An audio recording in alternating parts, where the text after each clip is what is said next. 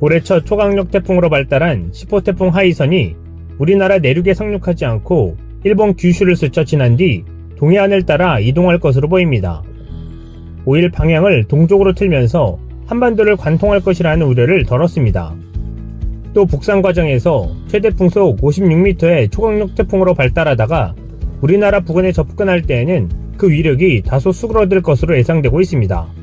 하지만 여전히 강한 수준을 유지하는 데다 동해안 지역은 9호 태풍 마이삭이 지나간 지 나흘 만에 또다시 태풍을 맞게 돼 피해가 가중할 수 있다는 우려가 있는 상황입니다.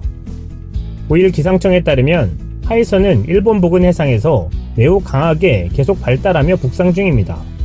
태풍의 강도는 중심 부근의 최대 풍속에 따라 단계별로 분류합니다. 초속 25에서 33m 미만은 중, 33에서 44m 미만은 강, 44에서 54m 미만은 매우 강으로 54m 이상은 초강력으로 분류됩니다. 기상청은 이날 오후께 하이선이 초속 56m의 초강력 태풍이 될 것으로 전망했습니다. 최대 순간 풍속은 70m에 다다를 것으로 예상되고 있습니다. 일본에서는 지난 2013년에도 풍속의 실험을 한 적이 있었습니다. 보시는 것처럼 75m의 풍속이 불 때 유리창이 깨지고 집안의 집기들이 모두 날아갈 정도로 매우 위험한 강도입니다. 애초에 우리나라 남해안에 상륙해 한반도를 관통할 것으로 보였던 하이선이 우측으로 방향을 틀자 일본은 그야말로 초비상이 걸렸습니다. 전날 일본 언론은 하이선이 30도 이상으로 수온이 높은 해역을 지나면서 맹렬한 세력으로 발달할 것이라며 수십 년 만에 한번 나올 만한 강도가 될 수 있다고 우려했습니다. 일본 기상청은 1959년 5,000명 이상의 희생자와 실종자를 낸 태풍 2세만에 버금갈 수 있다고 보면서 이 정도 세력의 태풍이 근접한 적은 별로 없으며 특별 경계급이 될 우려가 있다고 분석했습니다. 상황이 이렇게 되자 일본인들은 재빨리 사재기에 들어갔습니다. 5일 아사히 신문 등에 따르면 기록적인 폭우와 강풍 피해가 우려되는 지역 주민들이 식료품과 방지용품을 사재기하고 긴급 대피하고 있다고 보도했습니다. 후쿠오카시 식료품점의 경우 태풍에 대비해 주민들이 생수와 빵, 컵라면, 창문 유리 부착용 테이프 등을 대량 구입해 품절 상태라고 현지 언론들은 전했습니다. 또 큐슈 북부 사가시 중심부 호텔의 경우 피해 우려 지역 주민들의 일시 피난처로 이용돼 7일까지 모두 만실입니다. 구마모토현 남부 숙박시설 상황도 비슷한 것으로 전해졌습니다. 그렇다면 한국에 비해 일본이 재해 때마다 이렇게 사재기에 열을 올리는 이유는 무엇일까요?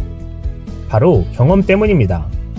지난해 15호 태풍 파사이가 열도를 지나가면서 치바현 일대 64만 가구와 도쿄 13만 가구 등 약 77만 가구가 정전을 겪었습니다.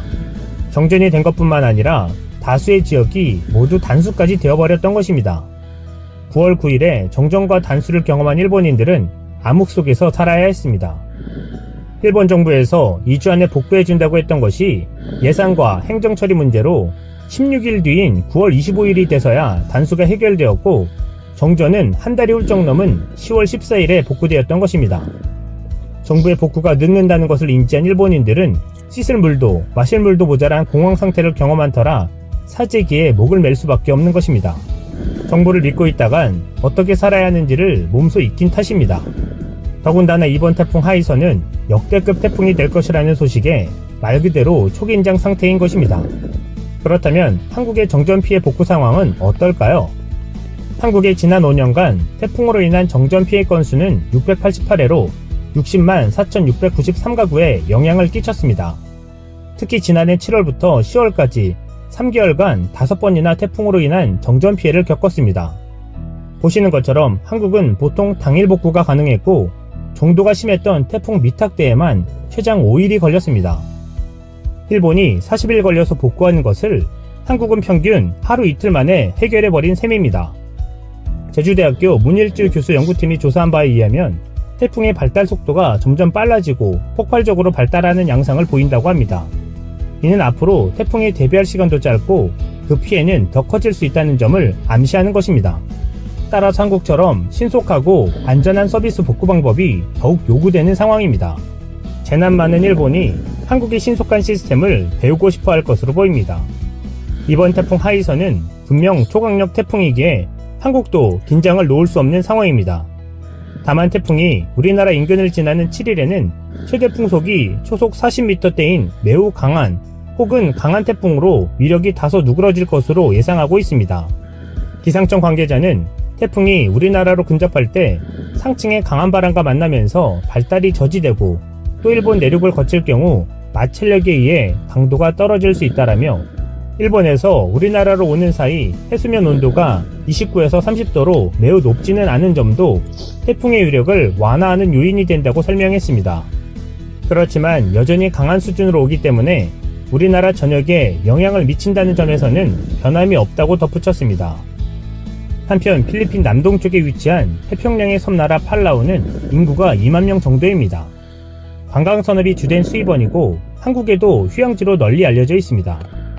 미국과는 안보상 자유연합 협정을 맺고 있지만 미 국방장관이 방문한 적도 없다고 합니다.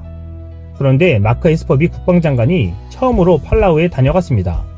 미 국방부는 지난 28일 성명을 내고 에스퍼 장관은 팔라우 대통령 및 강요들을 만났으며 지역 안보 현안 및 우려에 대한 의견을 교환하고 자유연합 협정에 대한 중요성을 강조했다고 밝혔습니다. 팔라우는 독립국이지만 미국과 자유연합 협정을 맺고 있습니다. 미국이 팔라우의 안보를 막고 재정 지원을 하는 대신 팔라우의 섬들을 군사적으로 이용할 수 있다는 것입니다. 팔라우는 대만과 공식 외교 관계가 있는 15개국 중 하나이기도 하다고 AP통신은 지적했습니다. 당장 중국과 직접적으로 대치하고 있는 것은 아니지만 중국과 언제라도 불편한 관계가 될 수 있는